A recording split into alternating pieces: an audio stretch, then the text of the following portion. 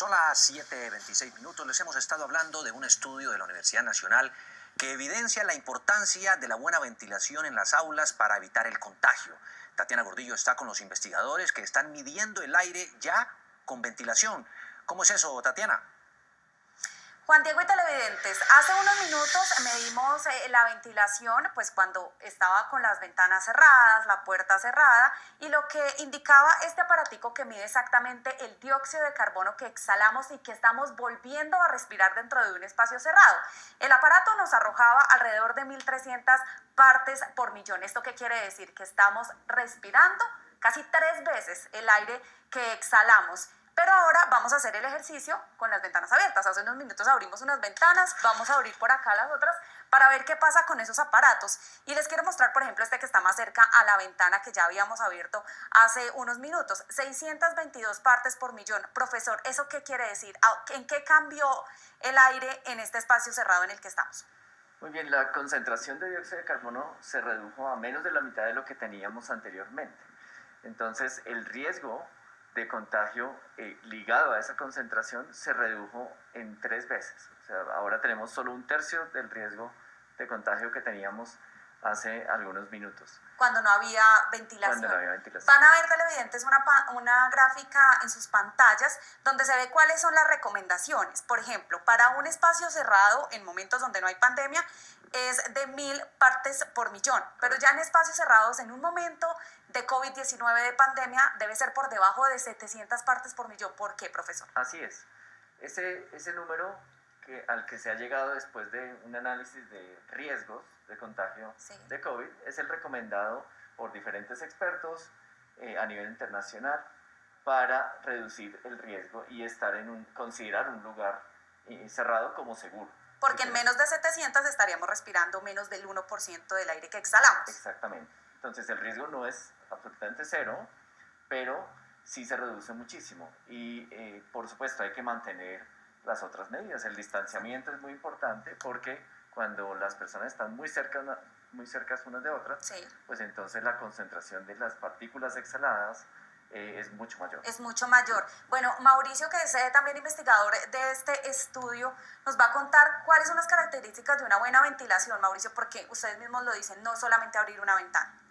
En ese caso tienes toda la razón, Tati. Muchas veces lo que recomiendan los medios en ese sentido es abrir netamente una ventana y con eso es suficiente. Las reglas de ventilación actualmente no están claras.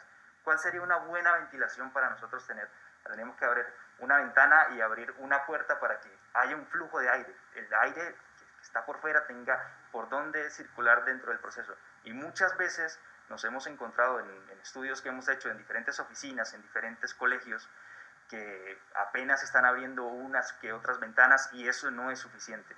Entonces, lo mejor sería abrirlas todas, incluidas las puertas. Lo mejor sería abrirlas todas, abrir puertas y lo más posible. Entonces, en ese sentido, muchas veces también en esas oficinas, en esos colegios donde hemos realizado las investigaciones, muchas veces no es suficiente y la probabilidad de contagio sigue siendo alta. Sigue siendo alta. En sitios donde no hay ventanas, ¿qué hacemos? Porque también hay aparatos que nos podrían ayudar a purificar ese aire, ¿no?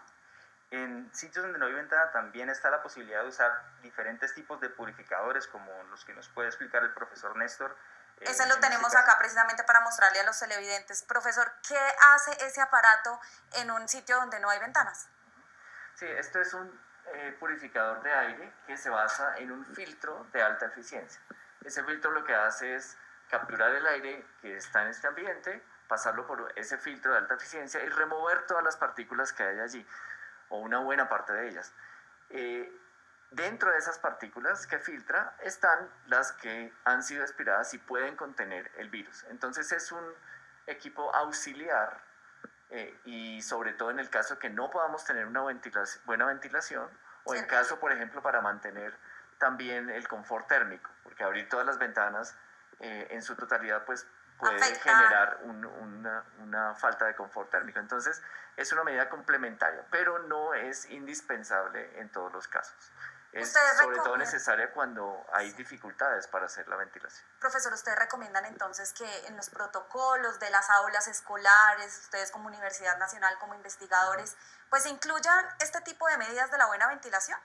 Sí, es urgente que esos protocolos de los ministerios de salud, de educación, incluyan la ventilación y ojalá también los mecanismos para medir esa calidad de la ventilación, de manera que los colegios puedan saber ciertamente si sus espacios son de bajo riesgo de contagio del virus. Ya para finalizar, Mauricio, ustedes como investigadores de esto tan importante, pues también se están ofreciendo para que las universidades, las aulas, los jardines, los colegios puedan tener esta medición. Sí, claro que sí, Tati, con todo gusto estamos en contacto. Este es un desarrollo académico, un desarrollo de trabajo social para mejorar en esta lucha contra la pandemia. Entonces, en ese caso ofrecemos total ayuda, vamos a los colegios a realizar mediciones, a las oficinas, y lo que le mostramos a la gente es eso. Muchas veces lo que se tienen son espacios que no son del todo válidos para estar en trabajos o para estar en colegio como tal. Damos recomendaciones, si es el caso podemos jugar con muchos factores, lo que es el tiempo de permanencia de una clase o el tiempo de permanencia en un trabajo. Podemos jugar con esa cantidad de personas que se encuentran. Digamos, si es un aforo del 30%, en muchos lugares se puede llegar quizá a 40%, pero hay otros que por ventilación máximo podríamos estar a un 10-20% de aforo. Entonces, con todo el gusto estamos en un proceso académico, un trabajo social para reducir todo el tema de pandemia. Gracias, ese es el ofrecimiento que hace también la Universidad Nacional para que si usted en su jardín, en su colegio, pues puede medir esto y saber si está ventilando bien ese espacio, pues lo puede hacer gracias al acompañamiento científico que ellos hacen. Entonces recuerden, las ventanas siempre abiertas para evitar la propagación del COVID-19. Tatiana, un desarrollo científico además muy pertinente en este momento cuando nuevamente se encienden las alertas en medio de la comunidad de expertos por el contagio de COVID-19 a través del aire, a través de los aerosoles. ¿Por qué nuevamente se pone este tema sobre la mesa? Mónica Montealegre, ¿cuáles son las recomendaciones? Buenos días. Pues Alejandra, desde el comienzo de la pandemia los expertos han hecho énfasis en la transmisión del COVID-19 por contacto, por gotas de aire y por aerosoles. Pues precisamente es sobre este último modo de transmisión que los científicos están llamando la atención para no bajar la guardia y para que en los protocolos se haga pedagogía sobre las maneras de ventilar correctamente. La transmisión del COVID-19 por el aire es una de las formas predominantes de contagio, así lo advierte en su editorial la revista Nature, una de las publicaciones científicas más importantes del mundo. Los esfuerzos deben enfocarse en prevenir el contagio, mejorando la ventilación e instalando purificadores de aire que hayan sido probados rigurosamente. También se debe insistir en las mascarillas y el distanciamiento. Explica que los países se han concentrado en medidas para evitar la transmisión por superficies y han dejado de lado la importancia que juegan herramientas como la ventilación. La OMS reconoce la importancia de este modo de transmisión. Se